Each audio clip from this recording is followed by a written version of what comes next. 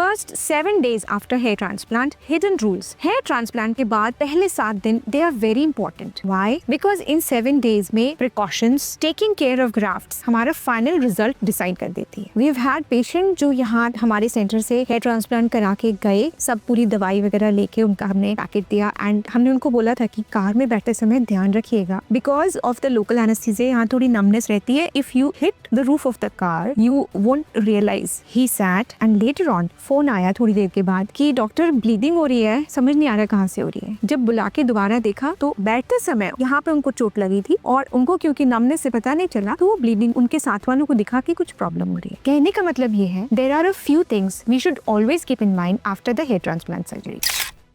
So there are 7 essential precautions. Let me tell you today. If you have just recently undergone transplant or you are planning to do so in very near future, this video is for you. So why the first 7 days are very critical? Because grafts delicate होते हैं and initially they are put in the slits. वो वहाँ पर रख दिए हमने, अंदर डाल दिए, but वहाँ पे वो अभी उनको लगने में, वहाँ पे जड़ पकड़ने में 3 days लगेंगे. So first 72 hours are very sensitive and some precautions are to be taken. Because वो permanently anchor नहीं हुए, अभी सिर्फ प्लेस हुए। किसी भी ग्राफ्ट को अपनी ब्लड सप्लाई बनाने में हर इंडिविजुअल हेयर रूट की एक अपनी इंडिविजुअल ब्लड सप्लाई होती है। तो पीछे से हमने उनको आगे हार्वेस्ट करके ट्रांसफर कर दिया। यहाँ रिसिपिएंट एरिया में अपनी ब्लड सप्लाई बनाने में, अपना एंकर मजबूत करने में उनको 72 आवर्स कम से कम लगेंगे। तब तक हमें उनका ध्यान रखना है। इसलिए जो आपको प्रिकॉशंस लेने हैं वो अब हम आपको बताते हैं। Hi, my name is doctor Preeti Saraswat. I am an American board certified hair transplant surgeon working at Saraswat hospital, Agra. Please subscribe this channel for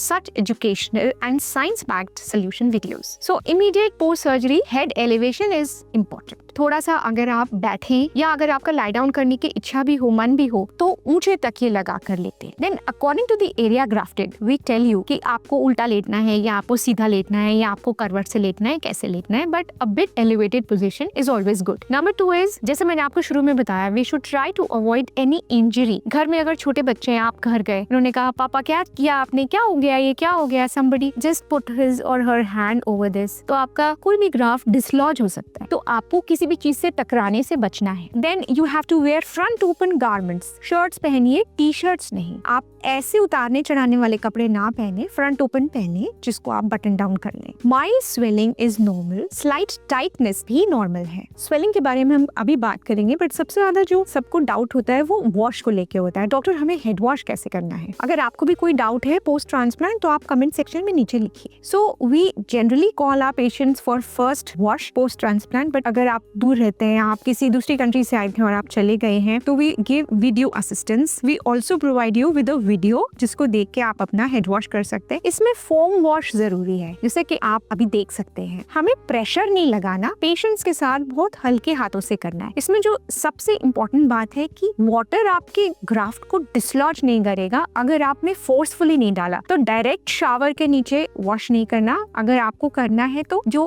hand shower लेकर कम वाटर से, हल्के पानी से आप जेंटली वॉश करें। हीलिंग का साइन इचिंग भी है, और इचिंग पैथोलॉजिकल भी हो सकती है, किसी प्रॉब्लम से भी हो सकती है। अगर हीलिंग वाली इचिंग है तो माइल्ड रहेगी और उसके साथ एसोसिएटेड कुछ नहीं होगा। तो आपको हिच करना नहीं है, स्क्रैच नहीं करना। Crust formation is a natural process. जब आप फोम से वॉश करेंगे तो धीरे धीरे वो डिसलॉज हो जाएंगे। Do not forget to press the like button if you find this video informational. So patients को सबसे ज्यादा प्रॉब्लम तब होती है, डॉक्टर ये स्कैब्स बन गए, अब ये कैसे ठीक होंगे? तो इसमें हम बताते हैं जो प्रेफर्ड शैम्पू है जो हम आपको बता रहे हैं, उसका वाला पानी घोलकर थोड़ी देर के लिए आप सोक करके रखें, जिससे वो सॉफ्ट हो जाए एंड देन माइल्डली आप अपने फोम को, स्पंज को रोल कर सकते हैं। फोर्सफुली स्कैब रिमूव नहीं करने। स्कैब फॉर्मेशन हीलिंग प्रोसेस में नॉर्मल है। इसमें इंपॉर्टेंट है ये बताना कि अगर वॉश करते समय कोई फॉलिकल आपको लग रहा है कोई हेयर निकल आया है मगर उसके साथ कोई ब्लीडिंग वगैरह नहीं हुई, तो फिर आपको परेशान होने की जरूरत नहीं है। अगर आपको लगता है कि कुछ प्रॉब्लम है तो डॉक्टर को दिखाएं। अदरवाइज अगर प्रॉपरली लॉज्ड ग्राफ्ट निकलेगा तो एसोसिएटेड ब्लीडिंग होगी। सिर्फ शाफ्ट निकलना कई बार नॉर्मल भी होता है, जैसा कि शेडिंग फेज में आप देखते हो। नेचुरली लुकिंग हेयरलाइन डिजाइन, अगर आपको हेयर ट्रांसप्लांट के बाद में पता करना है कि मेरी हेयरलाइन कैसे बनेगी, तो आप सारस्वत हॉस्पिटल के PKI ऐप की मदद ले सकते हैं। कैसे? सारस्वत हॉस्पिटल ऐप को आप डाउनलोड करें। नंबर 2, PKI फीचर पे क्लिक करें। नंबर 3, एक क्विक क्विज लेते हुए अपने अपने फ्रंट और टॉप के पिक्चर्स अपलोड कर दें। 24 to 48 आवर्स के बीच में ही आपको अपने प्रोबेबल रिजल्ट्स के पिक्चर्स देखने को मिलेंगे, along with the probable number of grafts जो आपको रिक्वायरमेंट है and a set of questions जो आपको आपका ट्रांसप्लांट समझने में हेल्प करेगा। So what is normal is mild redness, temporary shedding जो बाद में होती है। What is abnormal is excessive bleeding and swelling which is too much. Usually swelling comes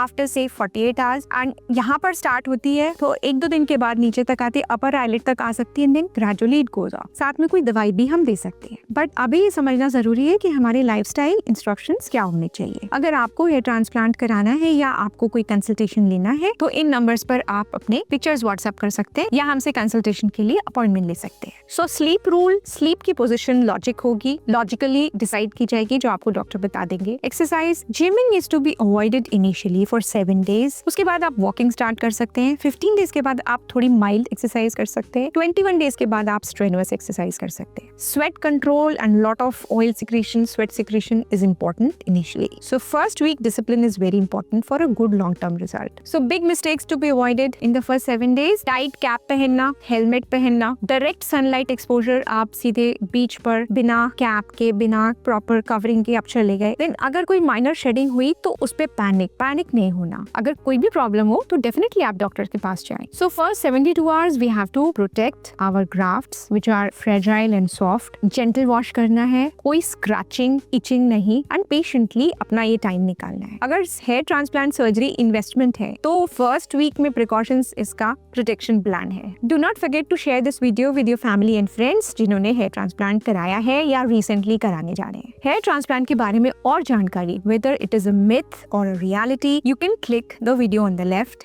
Then stage-wise guide between minoxidil, PRP and hair transplant, you can click the link on the right.